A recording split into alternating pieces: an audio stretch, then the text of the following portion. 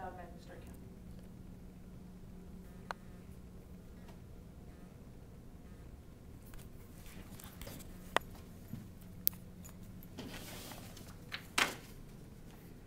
Hitting, kicking, punching, shoving, biting, wandering, non-compliance, running off-task behaviors are some of the behaviors that children have and no one wants in their classrooms, their homes, or their daycares. The reality is teachers, providers, and families have to deal with these behaviors every day. Many people would prefer to remove these children with undesirable behaviors from their environment, but that is not always possible. Though dealing with children who demonstrate disruptive behaviors is difficult at best, it is not hopeless. There are specific ABA strategies or positive behavior supports that can help to shape, change, and manage these behaviors. I have personally used ABA strategies in the last 3 years in classrooms and seen amazing results. I've had hands-on trainings with professionals with ABA-based strategies on managing behaviors in the classroom and attended an ABA autism conference that specified in behaviors. I have also done research in the area of ABA and positive behavior supports to help increase desired behaviors in students. To help you better understand how using ABA strategies can improve desired behaviors in students, I will discuss with you today the use of task analysis and positive reinforcement. I will start by telling you about task analysis or chaining. On the website Behavior Advisor, it explains a task analysis as the process of breaking down a behavior into its distinct behaviors or analyzing the task. The communication website From A to Z explains task analysis as a way to provide visual cues in the completion of a task so that a person can feel more successful, independent in a daily routine. If the student is having a difficult time during a routine or activity and is unable to complete it without constant redirection, implementing a task analysis may be a great way to increase desired behaviors in children. By creating a task analysis for a child when they are constantly exhibiting behaviors during a routine, it sets the child up to be successful. It also lays out for the student what is expected of them. How to detail your task analysis is dependent on the child and the level of comprehension they have or the complexity of the behavior. For younger children, a task analysis of the morning routine at school may be appropriate and look like this. Come in and hang up your backpack, get your lunch card, turn in your homework, and start on your journal. This breaks down the steps of their daily routine so the student knows what to expect and can follow it. The chances of the student being able to exhibit undesirable behaviors during this task analysis are limited because they know what is expected of them due to the task analysis. For older students, task analysis are all around them. The process of learning long division is broken down into steps so that students can learn the steps in order. That would be an example of a task analysis for older students. It breaks down the process of division into slow steps so that each process part of the problem they can learn.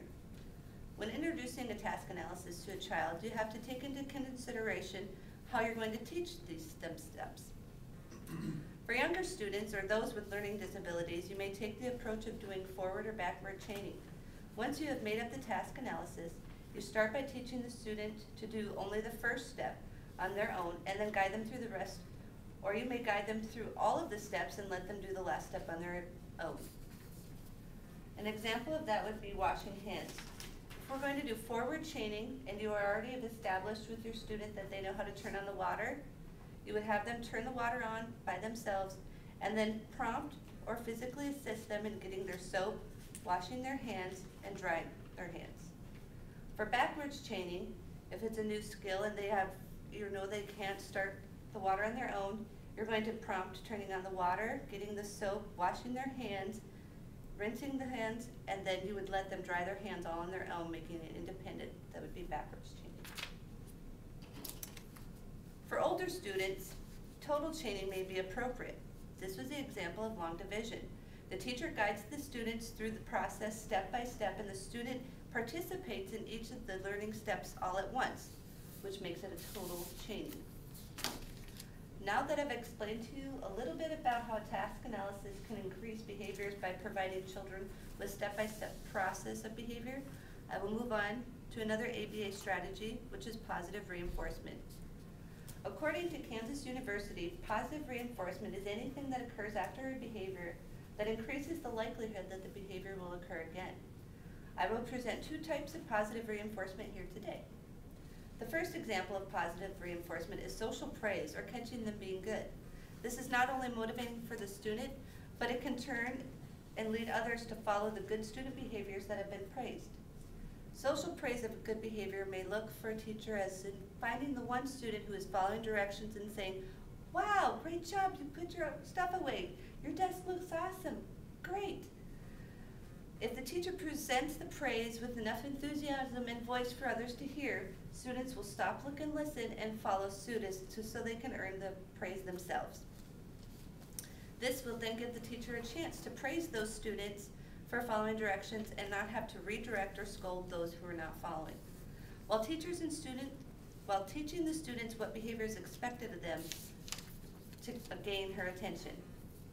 Social praise that is trying to increase a behavior should always label the behavior specifically and not be vague. It is so important not only to say good job, but to say good job waiting quietly. This way there's no confusion for the student on what they did right. It will increase the likelihood of them repeating the behavior of waiting patiently because positive praise was given to reinforce that desired behavior. As mentioned in the article on eHow and positive behavior, it states use praise sparingly and efficiently so that it is meaningful to the child. My next example of positive reinforcement is the token economy. It is easily used with all children and all ages.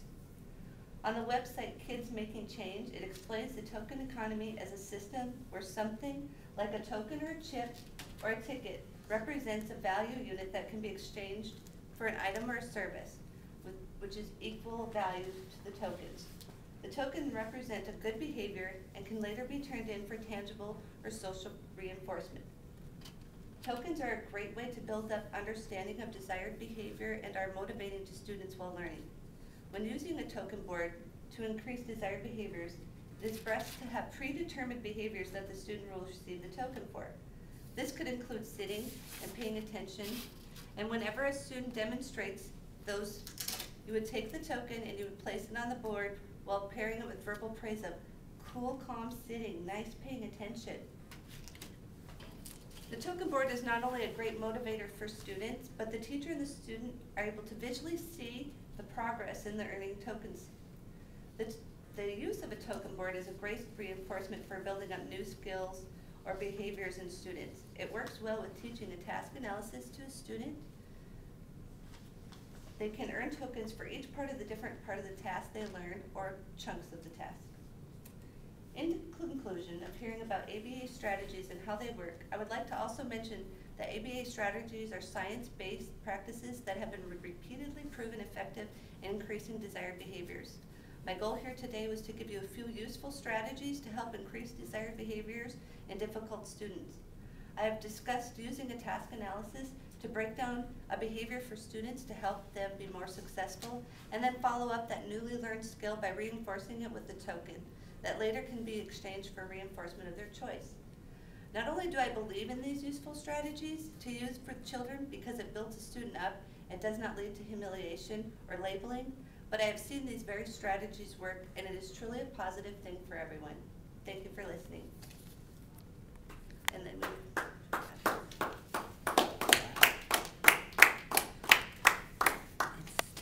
hit the road, Jack.